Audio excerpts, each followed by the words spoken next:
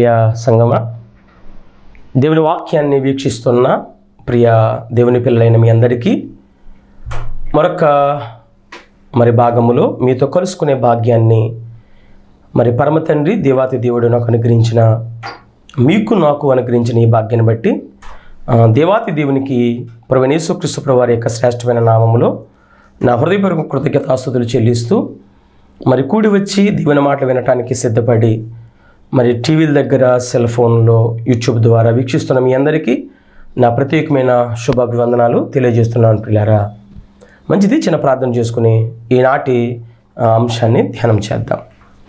పరమందు ఆసీనుడా, పరలోకమందున మా కన్న తండ్రి, నీ ప్రియ కుమారుడు యేసుక్రీస్తు ప్రభువు వారి ద్వారా నీ నిత్య సంకల్పం చేత మమ్మల్ని కని ఈ లోకమునకు పంపించి నీ చిత్తాన్ని జరిగించుటకు, నీ ఇష్టాన్ని జరిగించుటకు మాకు ఇచ్చిన ఈ గొప్ప పనితనాన్ని బట్టి మీకు స్తోత్రాలు.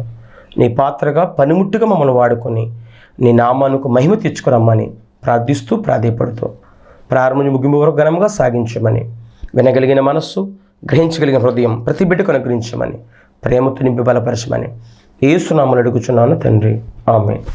మంచిది. నా ప్రియ దేవుని పిల్లలారా, గడిచిన వారం బాప్తిస్మము అని నేను ప్రారంభించి మీకు ప్రారంభ పలుకులుగా మీకు ఇంట్రడక్షన్ ఇచ్చాను,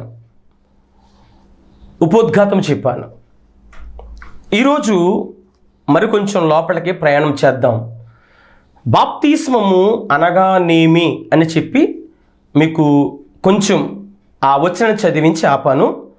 ఇప్పుడు ఈ బాప్తిస్మములో దాగిన భవిష్యత్ ఏంటి, మానవుని భవిష్యత్తు,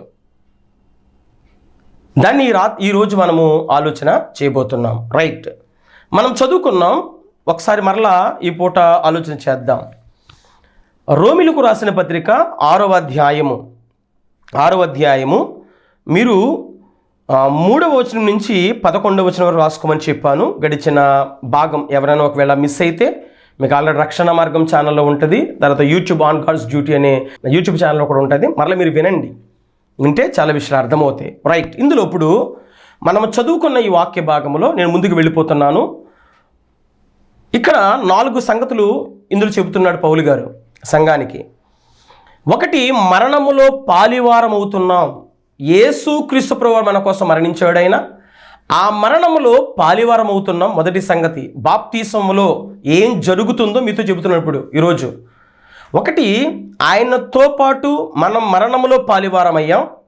2, ఆయనతో పాటు పాతి పెట్టబడ్డాం. 3, ఆయనతో పాటు సమాధి చేయబడి సిలువేయబడ్డాం. అర్థమైంది కదా. 4వది, ఈ 3 మనకు తెలుసు. ఒకటి, మరణములో పాలివారం అంటే సిలువలో మనము కూడా సిలువ వేయబడ్డాం. 2, ఆయనతో పాటు పాతి పెట్టబడ్డాం. ఆయనతో పాటు సమాధి చేయబడ్డాం. ఆయనతో పాటు మరణించాం. ఇవన్నీ మనం విన్నాం. అయితే 4వది జరగాలి. అదే ఏంటే పునరుద్ధానము. పునరుద్ధానం అంటే లేవాలి. యేసుక్రీస్తు ప్రభువు వారు లేచారు, మనము కూడా లేచాము. అందుకే బాప్తిస్మం చాలామంది అంటే ఒక వాక్యానుసారంగా చాలామంది తెలిసిన వాళ్ళు ఇచ్చే బాప్తిస్మం ఎలా వెనక్కి ముంచుతారు నీటిలో, ఎలా మరలా పైకి లేపుతారు అంటే అలా మరణించారు, తిరిగి లేచారని అర్థం. ఆ అర్థానికి సూచనగా బాప్తిస్మము అట్టి విధంగా ఇస్తారు. అర్థమైంది కదా. ముక్కు మూసుకొని చెప్పి వెనక్కలాగా పడుకోపెట్టడం వంచి మరల లేపుతారు. ఈ విషయం అర్థమైతే ఈ వచనాల్లో మనం చదువుకునే ఈ వాక్య భాగంలో మనకి అర్థమవుతున్న సంఘం, ఆయనతో పాటు సిలువేయబడ్డాం, ఆయనతో పాటు మరణించాం, ఆయనతో పాటు సమాధి చేయబడ్డాం, ఆయనతో పాటు తిరిగి లేచాము. ఇదే మాట రోమిలు. నేను ప్రతి దానికి మీకు రెఫరెన్స్ ఇస్తాను ఈ సబ్జెక్టులో. ప్రతి రెఫరెన్స్, ప్రతి ఆధారాన్ని పట్టుకొని మనం ప్రయాణం చేద్దాం, రుజువులతో వెళ్దాం. ఓకేనా. నాకు తోచిన మాట చెప్పడం కాదు, లేఖనానుసారంగా మనం వెళ్దాం.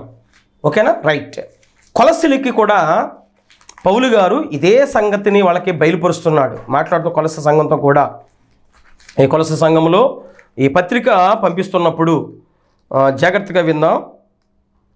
కొలస్సీలకు రాసిన పత్రిక 2వ అధ్యాయము 12వ వచనం.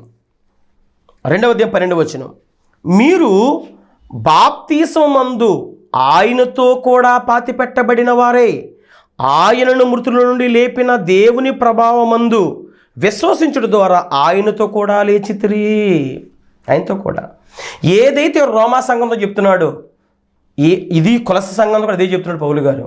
కాపీయే ఇదే ఎఫెసీయులకు అదే చెప్తాడు, అదే పిలిపి ఎక్కడ చెప్పినా అదే చెప్తాడండి.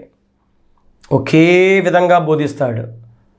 అయితే ఏంటి మార్పు అంటే అక్కడ కొంచెం వివరం ఉంటుంది, మరొక ఇంకొంచెం వివరం ఉంటుంది. ఆ రెండు చోట్ల లేనమాట మరొక చోట దొరుకుతుంది. అలాగ సంపూర్ణమైన వాక్యం. కొంచెం అచ్చట కొంచెం ఇచ్చట సమస్తము గమనించాలి. ఒక ముక్క పట్టుకుని బయలుదేరకూడదు, దెబ్బతింటాం. బాగా ఆలోచన చేద్దాం. అపవాది నోట్లో మాంసం ముక్క అయిపోతావు, అది దెబ్బతింటామంటే అర్థం. నమిలి మింగి నిన్ను ఊసేస్తాడు ప్రియులారా, జాగ్రత్త మిత్రమా. రైట్. అంటే ఆయనతో లేచితిమి, ఆయనతో పాతిపెట్టడం లేచాము. దీన్ని ఏమంటారంటే నూతన జన్మ అంటారండి. నూతన జన్మ, నూతన జీవం పొందుకో. నూతన జన్మ పొందిన మనం బాప్తీసంలో ఎంత జరుగుతుందో మనకు తెలియాలండి. ఏదో మునుగొచ్చేస్తాం కాదండి, పాస్టర్ గారు మనం ముంచేస్తాడు వచ్చేసామంటే కాదండి. అందులో ఎంత క్రమం జరుగుతుంది. అదే మీకు అందుకే చెప్పాను, బాప్తీసం తగిన భవిష్యత్తు ఏంటి, రహస్యం ఏంటి, అసలు ఏం జరుగుతుంది, ఏం జరగబోతుంది, ఏం జరిగింది అన్న సంగతులను కూడా మీకు సవివరంగా నేను వివరిస్తున్నాను ప్రియులారా. దీనినే పునర్జన్మ అంటారండి, కొత్తగా జన్మించిన దానినే. ఇక జీవితం అనేది ఎలా ఉండాలంటే క్రీస్తు వలె ఉండాలి, క్రీస్తుతో పాటు ఉండాలి, క్రీస్తుని మరిపించాలి. అదేందా? అంటే మనల్ని చూస్తే ఎవరు కనబడాలంటే యేసు క్రీస్తు ప్రభు వారి యొక్క స్వభావ లక్షణాలు, గుణగణాలు కనబడాలి. అది జరుగుతుంది బాప్తీసంలో, అది జరగాలి బాప్తీసంలో. నువ్వు నిజంగా బాప్తీసం పొందితే. పాపములో చచ్చిపోయిన వారు మనం, పాపములో పాతిపెట్టబడిన వారు మనం. ఇక మీదట ఎప్పుడు కూడా పాపము చేయకూడదు, పాపము చేయకూడదు. అంటే దేవుడు మనల్ని ఎప్పుడు చూసినా మనలో ఏ స్వరూపం కనపడాలంటే బాప్తీసు పొందిన మనలో దెయ్యం స్వరూపం పోవాలి, ఆత్మీయ స్వరూపం అనగా యేసుక్రీస్తు స్వరూపం మనలో కనబడాలి. స్వరూపం అంటే పోలికగా ఇది కాదు, పై రూపం కాదు, స్వభావ లక్షణాలు గుణగణాలు కనబడాలి. మాట విధానం, ప్రవర్తించే ప్రవర్తన, ఇది బాప్తిసంలో జరుగుతున్నది. ఇదే బాప్తిసం అంటే అర్థం ప్రియులారా. క్రీస్తుల్లో ఎక్కువలైపోయాం, క్రీస్తుల్లో మనం ఉన్నాం ప్రియులారా. అంటే క్రీస్తు శరీరములోనికి వెళ్ళిపోయాం, క్రీస్తు శరీరములో ఒక అవయవంగా మారిపోయాం. ఇదండి. అందుకే ఇప్పుడు మనల్ని ఎవరిలో చూస్తున్నాడంటే యేసుక్రీస్తులోనే చూస్తున్నాడు. యేసుక్రీస్తులో చూస్తున్నాడంటే అర్థమేంటి? దేవుడు యేసుక్రీస్తు వలే చూస్తున్నాడు. యేసుక్రీస్తు వలే చూస్తున్నాడంటే మనం ఎలా కనపడాలంటే యేసుక్రీస్తు ప్రభువారి వల్ల కనబడాలి. అది బాప్తిస్మం అంటే, అది కొత్త జన్మ అంటే, అది నూతన జన్మ అంటే, అది పునర్జన్మ అంటే. ఇదే మాట నికోదేము అనే ఒక ఆయన వస్తాడండి యేసుక్రీస్తు ప్రభువుకి రాత్రి వేళ.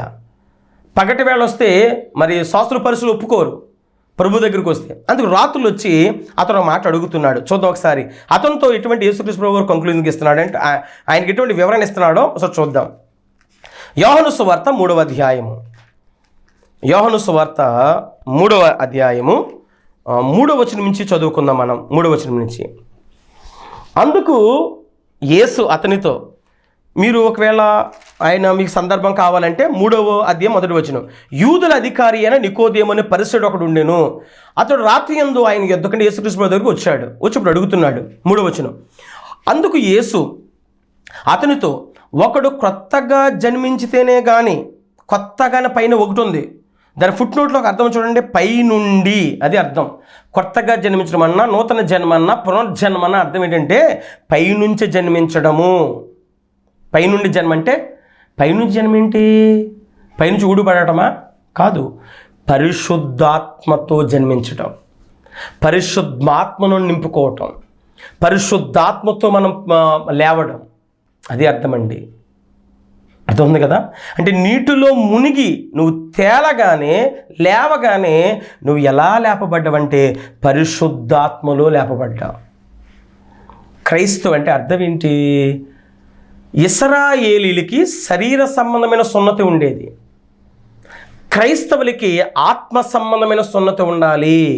ఆత్మ సంబంధమైన సున్నతి.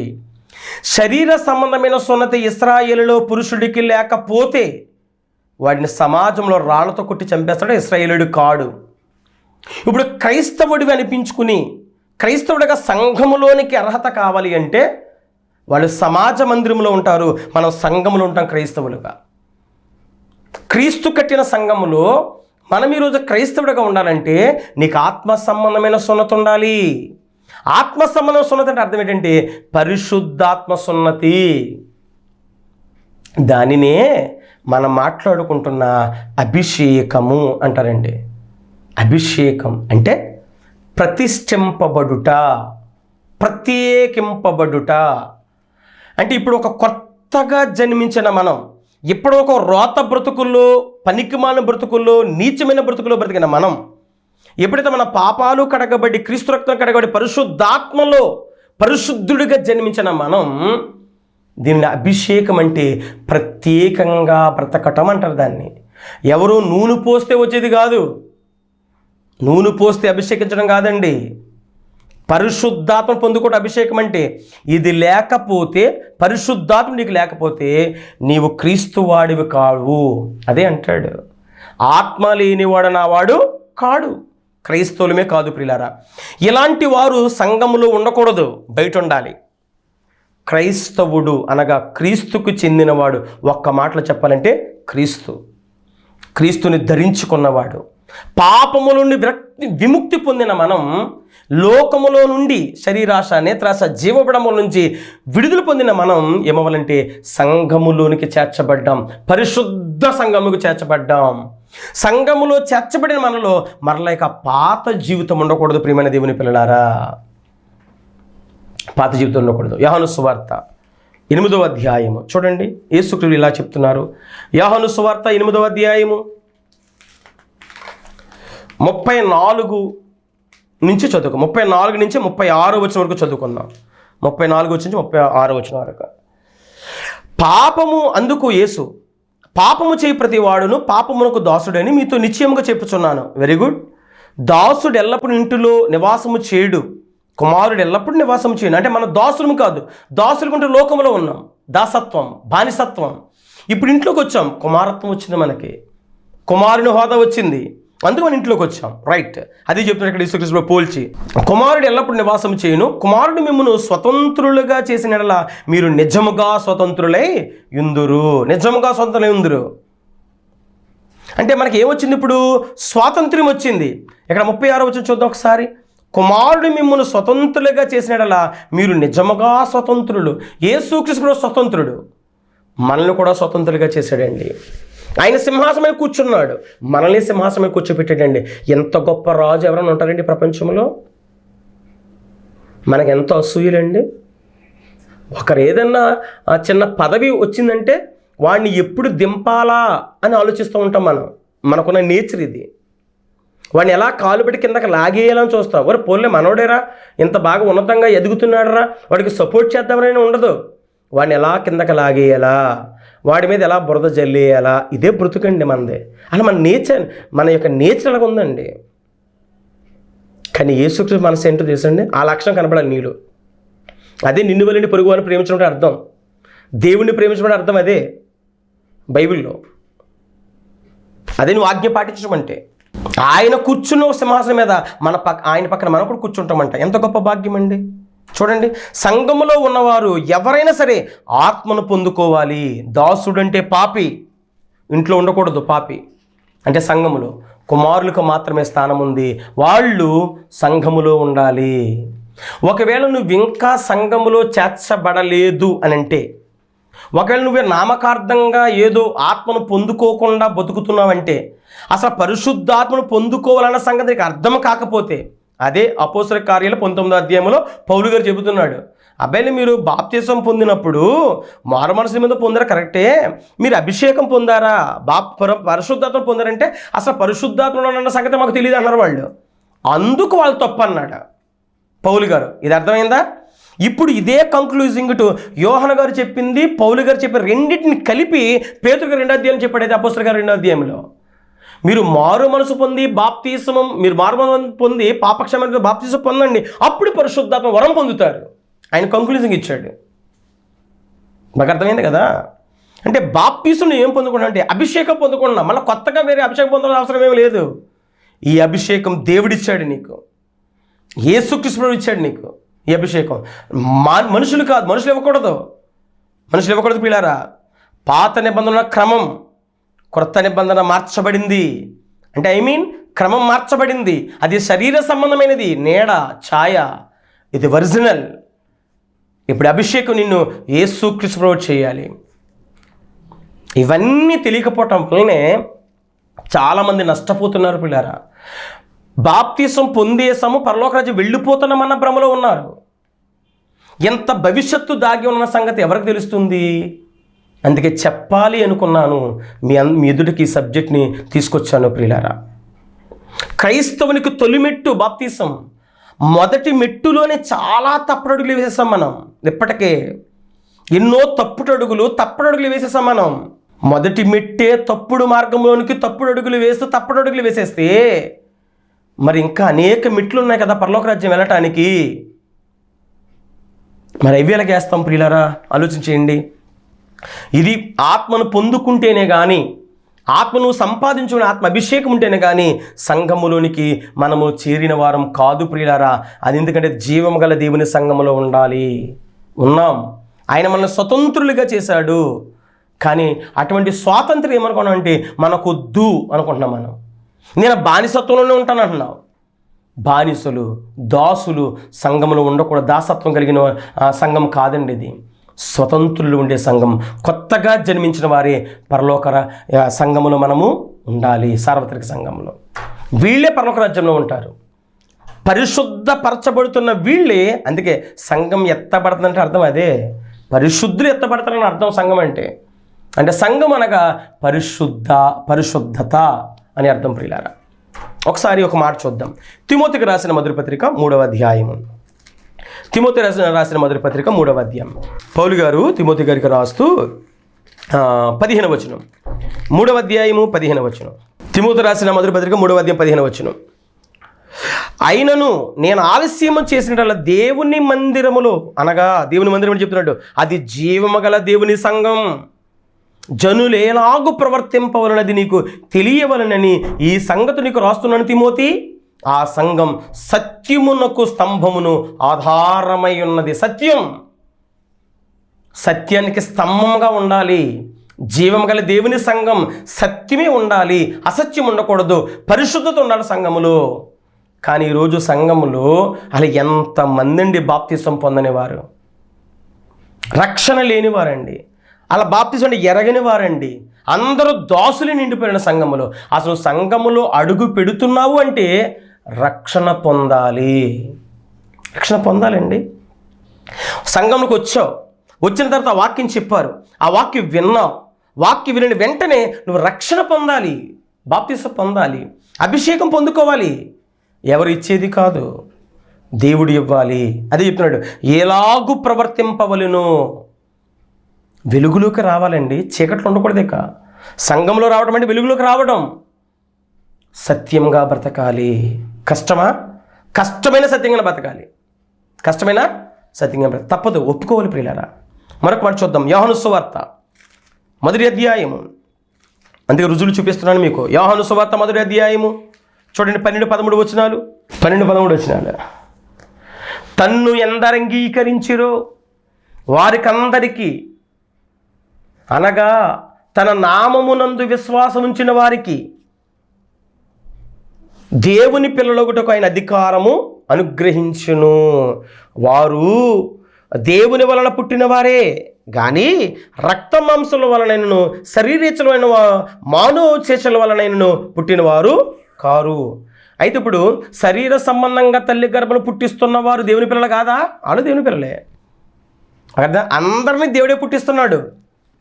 కానీ తల్లి గర్భం నుంచి పుట్టించిన పుట్టుక ఆ తదుపరి నువ్వు క్రీస్తులో పుట్టాలి. అది అంగీకరించి పుట్టాలి. ఏమని అంగీకరించాలి? నేను పరలోక రాజ్యం వెళ్ళాలి, అది నా సొంత ఇల్లు, అది నా పౌరస్థితి అక్కడ ఉంది, నేను పరలోక పౌరుడును అని గ్రహించి ఎరిగి అలా వెళ్ళటానికి నేను ఎటువంటి మార్గాలు, ఎటువంటి వనరులు నాకు కావాలి అని నిర్ణయం తీసుకుని యేసుక్రీస్తు ప్రభువారి ద్వారా రక్షణ పొంది పరిశుద్ధాత్మ అభిషేకం పొందుకొని నువ్వు పరలోక రాజ్యానికి వెళ్ళాలి. ఇది రెండవ జన్మ అంటారు దీనినే. పునర్జన్మన్నా, రెండవ జన్మన్నా, నూతన జన్మన్నా ఒక్కటే. మొదటి జన్మ తల్లి ద్వారా వచ్చింది, రెండవ జన్మ క్రీస్తు ద్వారా, వాక్యము ద్వారా నీకు కలుగుతుంది. ప్రియులారా, అందరూ బాప్తిసం పొందాలి. సంఘములో ఉన్న ప్రతి ఒక్కరు బాప్తిసం పొందాలి. కొత్తగా వచ్చావా?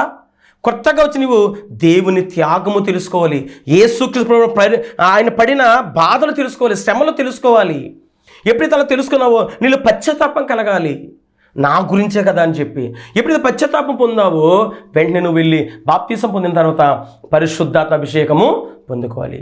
పరిశుద్ధాత్మ నీలోకి వచ్చి నిన్ను ప్రతి క్షణం బలపరుస్తూ ఉంటాడు. అప్పుడు ఆ ఆత్మ నిన్ను ఆ క్షణం నుంచి నడిపించుకుంటూ పరలోక రాజ్య గమనికి తీసుకువెళ్తుంది. ప్రియులారా, తీసుకువెళ్తాడు పరిశుద్ధాత్ముడు. అర్థమైంది కదా? అంటే పరిశుద్ధాత్ముని విషయంలో, బాప్తిసం విషయంలో జరుగుతున్న ఇంత కార్యక్రమం, ఇంత భవిష్యత్తు చూసారండి. అంటే బాప్తిసం తీసుకుంటే నీ పాపాలు కడగబడుతున్నాయి, పాపాలు కడగబడిన తర్వాత నీకు అభిషేకం వస్తుంది, పరిశుద్ధ అభిషేకం. అంటే పరిశుద్ధాత్మ నీతో ఉంటాడు. ఆ పరిశుద్ధాత్ముడు నిన్ను ప్రతి క్షణం నడుపుతూ ఉంటాడు.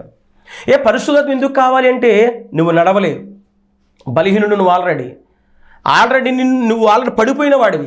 పడిపోయిన వాడు నువ్వు ఇప్పటికి మనస్సు మార్చుకుని వచ్చావు, నిజాన్ని సత్యాన్ని ఎరుగావు, మరలా నువ్వు పడిపోకూడదని చెప్పి నీకు దేవుని ఆత్మను తోడుగా ఉంచి తండ్రి నీకు వెన్నంటుండి నడిపించి పరలోక రాజ్యాన్ని చేరే వరకు కాపాడుతున్నాడు పరిశుద్ధాత్ముడు. నీతో ఉన్నాడు, నీలో ఉన్నాడు.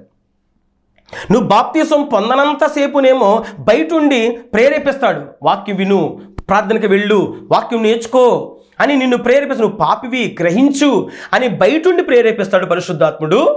ఎప్పుడైతే నువ్వు బాప్తిసం పొందడమో ఆయన లోపలికి వస్తాడు, నువ్వు అంగీకరించావు కాబట్టి. తలుపు తోసుకుని రాడు ఆయన. బలత్కృతుడు కాదు, బలవంతం చేయడు నిన్ను. ఎందుకంటే నీకు స్వాతంత్రం ఇచ్చాడు. నా తండ్రి స్వతంత్రుడు, నా పిల్లలు కూడా అలాగే స్వతంత్రంగా ఉండాలని తండ్రి ఆశిస్తున్నాడండి. అటువంటి స్వాతంత్ర్యాన్ని నువ్వు సద్వినియోగపరచుకోలే తప్ప దుర్వినియోగపరచుకోకూడదు, పాడు చేసుకోకూడదు. ఆ స్వాతంత్ర్యాన్ని నువ్వు దీన్ని దుర్వినియోగపరచుకోకూడదు. సిగరెట్ తాగడానికి స్వాతంత్రం మనకు ఉంది, మందు కొట్టడానికి స్వాతంత్రం మనకు ఉంది. కానీ ఉంద కదా అని నువ్వు ఈ స్వాతంత్ర్యాన్ని చెడ్డతనంగా వాడకూడదు, ప్రయోజనకరంగా వాడాలి. మన స్టాండర్డ్లో మనం అర్థం చేసుకోవాల్సిన సంగతులు ఇవన్నీ కూడా తెలుసుకోవాల్సిన సంగతులు. బాప్తిస్మం అంటే ఆ బాప్తిసంలో ఎంత జరుగుతుంది. నువ్వు సమాధి చేయబడుతున్నావు, తిరిగి లేపబడుతున్నావు, మా సిలువ వేయబడ్డావు, పునరుద్ధానుడు అయ్యావు, పునర్జన్మ వచ్చింది, నూతన జన్మ వచ్చింది, పరిశుద్ధ అభిషేకం వచ్చింది, పరలోక రాజ్యములో గొప్ప స్థితి నీకు కలిగింది. అటువంటి భవిష్యత్తుని ఈరోజు ఎరగక ఏదో మునుగాం, ఏదో వచ్చామనుకుంటే దానివల్ల నీకు ప్రయోజనమేది, ఉపయోగమేది? ఎవరు అంగీకరణ రక్త మాంసములతో పుట్టిన వారు కారు అన్నాడు కదా. అంటే తల్లి తండ్రి కలయికతో పుట్టడం అది మొదటి జన్మ. రెండవది ఎటువంటి జన్మ అంటే పరలోకము నుంచి పుట్టాలి, పరలోకం నుంచి పుట్టాలి. అందుకే కొరింథీయులకు ఒక మాట రాస్తాడు పౌలు గారు. చూడండి ఎంత బాగా రాస్తాడు. అసలు నిజంగా పత్రికలు చదివితే చాలా ఆశ్చర్యం వేస్తుందండి. 15వ అధ్యాయము, కొరింథీయులకు రాసిన మొదటి పత్రిక 15వ అధ్యాయము 50వ వచనం చూడండి. అక్కడ సహోదరులారా, నేను చెప్పినది ఏమనగా రక్త మాంసములు దేవుని రాజ్యమును స్వతంత్రించుకొననేరవు. క్షయత అంటే మన ఈ శరీరం క్షయమైపోతుంది, క్షయత అక్షయతను స్వతంత్రించుకొనదు. ఎప్పుడు ఒక పాడైపోతున్నది ఒక మంచిదాన్ని ధరించుకోలేదు, స్వతంత్రించుకోలేదు. అదే చెప్తున్నాడు. రక్త మాంసములు అంటే ఈ లోక సంబంధమైన క్షయత, క్షీణించిపోయేది. ఇది పరలోక రాజ్యం అక్షయమైనది, దాన్ని సంపాదించుకోవడం కుదరదు ఈ రక్త మాంసాలతో. పరిశుద్ధతే, పాపము పాపమే. రెండు కలపలను చూడకూడదు.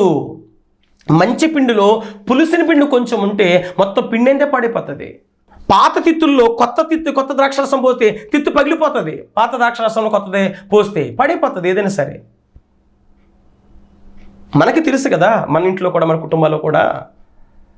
కాబట్టి ఆయన అంగీకరించిన వారు అనగా రక్త మాంసాల శరీర సంబంధం ఉన్న మేము ఆత్మ సంబంధమని, పరలోక రాజ్యం మా లోకమని ఎప్పుడైతే ఎరిగావో, తీసుకున్న నిర్ణయం, అప్పుడు వెంటనే నువ్వు ఆత్మ సంబంధంగా పుట్టాలి, బాప్తిసం పొందాలి. బాప్తిసం పొందితేనే పరలోక రాజ్యం అర్హత. ఆ సంఘములో కూర్చోలో బాప్తిసం కావాలి నీకు. నువ్వు దశమ భాగం ఇచ్చినంత మాత్రాన, కానుకలు ఇచ్చినంత మాత్రాన, పొట్లకాయ, ఆనపకాయలు, గోడుగుడ్లు తీసుకొచ్చిన మాత్రాన పరలోక రాజ్యం వెళ్ళిపో. పొద్దున్నే ఫస్ట్ నువ్వే వచ్చినా వెళ్ళవు, పరలోక రాజ్యం వెళ్ళవు. మొట్టమొదటి నువ్వే వచ్చావు, పాటలు నువ్వే పాడుతున్నావు, నువ్వే ఒక వాయిద్యాలు వాయిస్తావు, నువ్వన్నీ సమకూరుస్తున్నావు. కానీ నీలో బాప్తిసం లేకపోతే ఇవన్నీ వృధా. అంటే నువ్వు చనిపోయే లోపు కాదు, ప్రార్థన నువ్వు మందిరానికి వచ్చావంటే బాప్తిసం తీసుకోవాలి. ఇంకా లేదు అంటే, ఇంకా సంఘంలో 5 సంవత్సరాలు 10 సంవత్సరాలు 20 సంవత్సరాలు నువ్వు ఇంకా బ్రతుకుతున్నావంటే నీకు ఆయన త్యాగం అర్థం కాలేదని అర్థం. ఇంకా ఆయన ఎవరో నీకు తెలియలేదని అర్థం. ఇది నామకార్థమైన జీవితము. దీనివల్ల నీకు ప్రయోజనం లేదు, ఎదుటివారికి ప్రయోజనం లేదు, దేవుడికి ప్రయోజనం లేదు. అంటే నువ్వు ఆజ్ఞను పాటించడం లేదు, పాపివి. పాపం వల్ల వచ్చే జీతం మరణం, మరణమే నిత్య నరకం. అటువంటి పరిస్థితులు మీకు ఉండకూడదని మీ ప్రేమ కొలిది, మీ క్షేమం కొలిది, దేవుడు నాకు ఇచ్చిన భారం కొలిది ఈ మాటలు మీ ముందుకు తీసుకొచ్చాను ప్రియులారా. ఇది జరుగుతున్న క్రమం. బాప్తిసంలో దాగిన మన భవిష్యత్ ఇది. బాగా ఆలోచన చేద్దాం ప్రియులారా. ఇది బాప్తిసంలో దాగిన భవిష్యత్తు. మిగతా సంగతులు వచ్చే వారం ధ్యానం చేద్దాం. ప్రార్థన చేసుకుందాం. తల వంచిన కళ్ళు మూయండి. మహాపరిశుద్ధుల కన్న తండ్రి, మీ ఉన్నత నామానికి స్తోత్రాలు. నీ సంపూర్ణ కృపా కాపుదల మాకు అనుగ్రహించి ఇప్పటి వరకు బాప్తిసంలో దాగిన భవిష్యత్తు, మా భవిష్యత్తు ఏంటో, ఏం జరుగుతుందో, ఏం జరిగిందో, ఏం జరగబోతుందో మేము విన్నాం. నీ పిల్లలందరికీ అవగాహన అనుగ్రహించి నేను వాక్యం వింటున్న పిల్లలందరినీ దీవించమని, నీ కృపలతో ఖాయమని, ఆశీర్వదించమని, ప్రతి లోటుపాట్లు తీర్చమని, వ్యాధుల్లో, శోధనలో, బాధల్లో, కష్టాల్లో, ఇరుకులు, ఇబ్బందులు అన్నీ కూడా తొలగించి నీ వాక్యంలో కట్టమని క్రీస్తునామములో అడుగుచున్నాను తండ్రి. ఆమేన్. మన తండ్రి అయిన దేవుని ప్రేమ, కుమారుడి యేసుక్రీస్తు కృప, పరిశుద్ధాత్మక అన్యుని సహవాస సమాధానం ఇప్పుడు ఎల్లప్పుడు సదాకాలం తోడుగుండును గాక. ఆమేన్. Thank you. God bless you.